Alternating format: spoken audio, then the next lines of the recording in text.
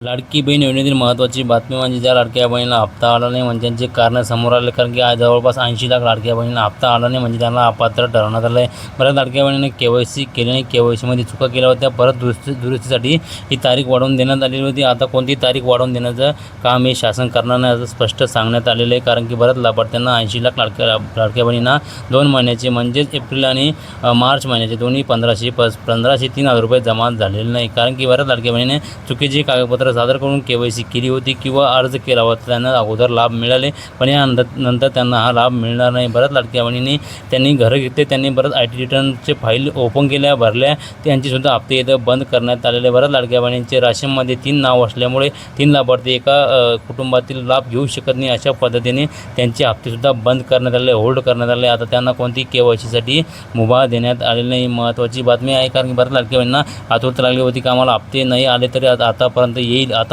पण आता कोणतीही वाट बघू नका, कारण की बऱ्याच लाडक्या बहिणींना 80 लाख लाडक्या बहिणी ह्या अपात्र ठरवण्यात आलं आहे. त्यांना आता यापुढे हप्ता येणार नाही. त्यांना पुढील KYCची वाट बघावी लागणार, कारण की जून महिन्यामध्ये KYC चालू होणार आहे. प्रत्येक वर्षाला ही KYC अपडेट येणार आहे. त्यासाठी आपल्या चॅनलवर नवीन आला असेल चॅनल सबस्क्राईब करून ठेवा, जेणेकरून तुम्हाला महत्त्वाचे अपडेट वेळोवेळी मिळत असते. त्यासाठी चॅनलला सबस्क्राईब करून ठेवा. भेटूया नवीन माहितीचा नवीन व्हिडिओचं.